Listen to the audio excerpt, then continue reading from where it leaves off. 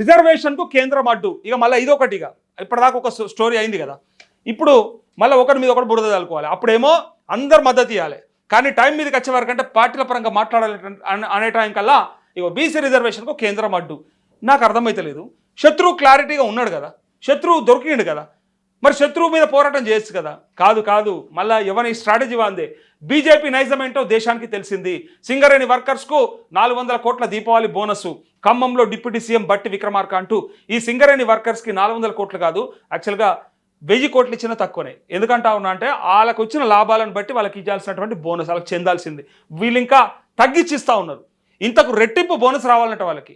ఈ సిగ్గులేని దద్దమ్మ నాయకులు మాట్లాడతారు, ఎలా మేము ఇస్తుంది గొప్ప అని చెప్పుకుంటారు. అసలు వాళ్ళకి 1000 కోట్ల రూపాయల బోనస్ ఇవ్వాలన్నట. ఎగ్గొడుతున్న దొంగలు మళ్ళీ ఇస్తున్నామని చెప్తా ఉన్నారు, సగం ఇచ్చి. ఇదేదో గొప్ప లెక్క. ఇక ఖమ్మంలో డిప్యూటీ సీఎం బట్టి విక్రమార్క ఏమంటున్నాడంటే బీజేపీ నైజం ఏందో తెలిసిపోయింది, బీసీ రిజర్వేషన్కు కేంద్రం అడ్డం ఉన్నదని అంటా ఉన్నాడు. మరి వీళ్ళు ఏమంటారు చూడురి, ఇక్కడేమో వీళ్ళ మీద వేస్తారు, వీళ్ళేమో వీళ్ళ మీద వేస్తారు, ఇద్దరు కలిసి మళ్ళీ బీఆర్ఎస్ మీద వేస్తారు. కానీ చేత కాదు చేసుడు. ఇగో బీసీలకు 10 మంత్రి పదవులు ఇవ్వండి. ఎవరు మాట్లాడుతున్నారు? రఘునందన్ రావు మాట్లాడుతుండు. ఎస్, ఆయన క్వశ్చన్ కరెక్ట్ అయితే నీకు ఇంకో క్వశ్చన్ ఉంది, తయారుండు. ఎందుకో బీసీ ముఖ్యమంత్రి అని చెప్పి బీసీ రాష్ట్ర అధ్యక్షుని కూడా ఉంచలేకపోయారు మీరు. ఏమైంది? ఎందుకు పెట్టలేరు? ఏమైంది? అన్న ప్రాబ్లం అయిందా? చెప్పాలి. బండి సంజయ్ని తీసేసి కిషన్ రెడ్డికి ఇచ్చారు కదా ఎలక్షన్ ముందర. మరి దానికి ఎవడేం చెప్తాడు? దానికి సమాధానం ఎవరు చెప్తారు? మరి ఉన్నాడా అయ్యలా బీజేపీకి రాష్ట్ర అధ్యక్షుడు బీసీ ఉన్నాడా? ఎంతమంది బీసీలకు మీరు అవకాశాలు ఇచ్చిర్రు? ఉన్నాయా? ఒక్కసారి గెలిచిన ఎంపీలు గెలిచిన ఎమ్మెల్యేలలో ఎంతమంది ఉన్నారు బీసీలు ఒకసారి లెక్కేద్దామా? ఒకసారి మీరు మొన్న ఇచ్చినటువంటి సీట్లు 119 నియోజకవర్గాలలో 17 ఎంపీ సీట్లలో ఎంతమంది బీసీలు ఉన్నారో ఒకసారి లెక్కేద్దామా? ఏమనంటే కేంద్ర ప్రభుత్వంలో బీసీ ప్రధానమంత్రి ఉన్నాడు, బీసీ మంత్రులు ఉన్నారు. మరి ఎందుకో బీసీలకు మరి 9th షెడ్యూల్లో పెట్టిస్తలేరు పార్లమెంట్లో? దాని గురించి మాట్లాడారు. మరి ఇలా రఘునందన్ రావు చెప్తున్నాడు ఇక నీతులుగా, క్యాబినెట్లో అమలు చేసి చూపించండి. 42% బీసీ కోటాపై కాంగ్రెస్కు చిత్తశుద్ధి కరువు. ఓట్ల కోసమే ఆ పార్టీ బీసీ రిజర్వేషన్ డ్రామాలు. బీజేపీ ఎంపీ రఘునందన్ రావు, మీరే డ్రామాలు ఆడుతున్నారు, మీరు వేరే డ్రామాలు ఆడుతున్నారు. మీ డ్రామాలు అవే, మీ డ్రామాలు కూడా అవే. అదే దేశం చెప్తా ఉంది. ఇలా జిఎస్టీ తీసుకొచ్చి ఇలా జిఎస్టీ ఎత్తేసినాం, ఇక ఫ్రీగా ఉండుర్రి, ఇక పైసలు మిగిలించుకోర్రి, లక్షల రూపాయలు మిగిలిచ్చినాం అంటే ఇన్ని రోజులు దోసుకున్న దొంగలు మీరే అని చెప్పకనే చెప్పినావా? అదే కదా ఇలా క్లారిటీ. జిఎస్టీ తెచ్చినోడు వాడు, అసలు ఆ దొంగవాడు ప్రజల మీద ఆ భారం మోపిందవాడు. ఇలా తగ్గిస్తే ఏదో తగ్గించమని గొప్ప చెప్తున్నారు, మిగిలించమని చెప్తా ఉన్నారు.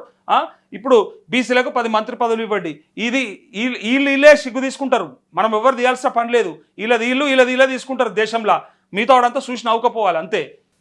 10 మందికి ఇవ్వాలని అడుగుతున్న వీళ్ళు మరి మీరు ఎంతమందికి ఇచ్చిండ్రు? భవిష్యత్తులో మీరెంతమందికి ఇస్తారు? మరి మీరు బీసీ అధ్యక్షుడిని కూడా నియమించలేదు కదా, మిమ్మల్ని ఎట్లా నాలే? మరి వీళ్ళని ఇంకా కనీసం పీసీసీ అధ్యక్షుడు బీసీ ఉన్నాడు ఇక్కడ, మరి మీ అధ్యక్షుడు ముఖ్యమంత్రి రెడ్డి ఉన్నాడని కనీసం అధ్యక్షుడన్న బీసీని పెట్టిరు. మరి మీరెందుకు? అంటే ఇద్దరు దొంగలే, ఒక్కరు కాదు ఇంట్లో, ఇద్దరు దొంగలే. కాంగ్రెస్ బీజేపీ కలిసి ఆడుతున్నటువంటి నాటకంలో ఈ దేశ ప్రజలు ఆగమవుతా ఉన్నారు.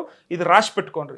ఈయన దొంగ అని ఈయన అంటాడు, వీళ్ళే దొంగలని వీళ్ళు అంటారు, ఓటు చోరీ చేస్తారని వీళ్ళు అంటారు, కాదు ఓట్ల కోసానికి నాటకం ఆడుతారని వీళ్ళు అంటారు. ఈ 2 పార్టీలని నిజంగా కేసీఆర్ ఒక 10 సార్లు చెప్పుండొచ్చు, నేను చాలాసార్లు విన్నా. ఈ 2 పార్టీల వల్ల నాశనం అయిపోతా ఉంది దేశం.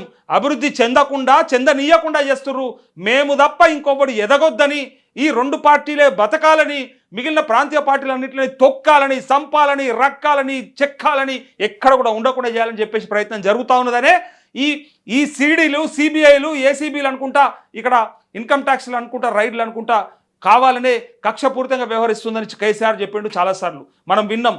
కేంద్ర దర్యాప్తు సంస్థలని వేట కుక్కలాగా వాడుకొని ఇలా ప్రాంతీయ పార్టీలను కథం పట్టించే ప్రయత్నంలో ఉన్నారనే థర్డ్ ఫ్రంట్కి ప్రయత్నం చేద్దామని చెప్పి ఆనాడు తిరిగిండు. సరే, ఇక ఈడ రాయి తీయలేనోడు, గూట్ల తీయలేనోడు, ఎట్లా తీస్తారా అని మాట్లాడినోళ్ళు చాలామంది ఉన్నారు, మనం కూడా అన్నాం అప్పుడు. కాకపోతే వీళ్ళిద్దరు ఆడుతున్నటువంటి నాటకంలో ఇలా బీసీలు ఆగమైపోతున్నారు. కాబట్టే ఈ కోపం అంతా, ఈ బాధ అంతా, ఇదంతా బీసీలదే. కావాలంటే మీరు చెక్ చేసుకోండి. సో ఈ మొత్తానికి ఒకళ్ళ మీద ఒకళ్ళు వేసుకొని ఏం చేస్తున్నారంటే మనల్ని ఆగం చేస్తున్నారు అంతే.